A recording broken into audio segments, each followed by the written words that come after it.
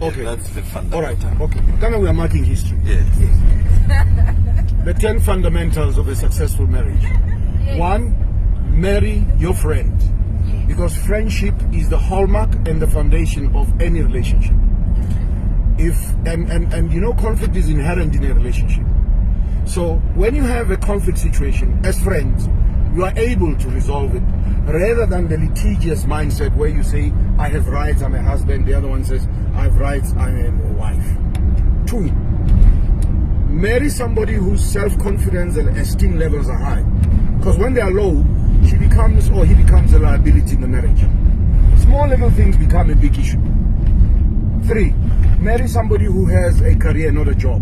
Marriage is very expensive. You can't sustain marriage by a job. That is why I say to a lot of young people, don't marry before you have wealth. Because if you marry when you don't have wealth, your entire life is a debt. Your lobola is a debt, the car is a debt, the house is a debt.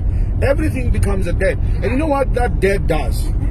That debt is the one that creates stress in a relationship. 4, marry somebody who has a balance sheet. And when I talk balance sheet, I'm not talking physical things.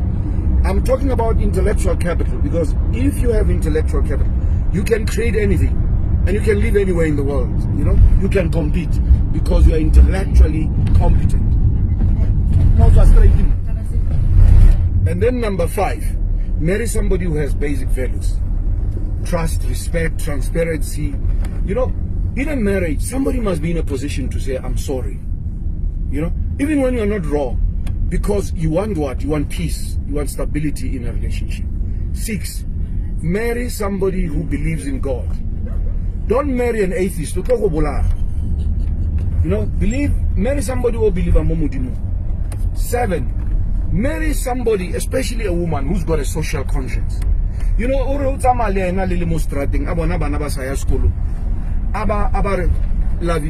I want to go and talk to those kids. Why are you not at school? But you know what? We are poverty stricken. That woman then comes to you and says, love, give me your card. And we must give them money to go to school. Because number 8, you must have a life in a marriage.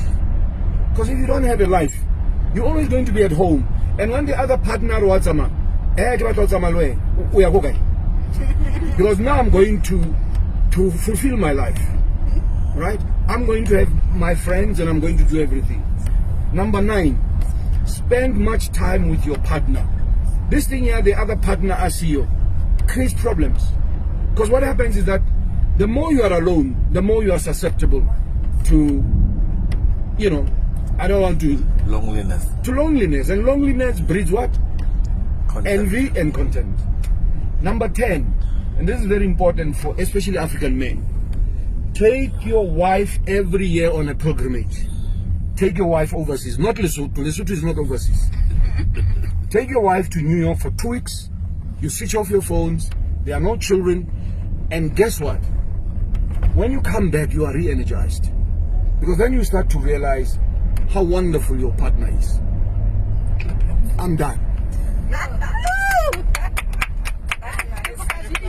Wow, wow, wow, wow, wow! You know.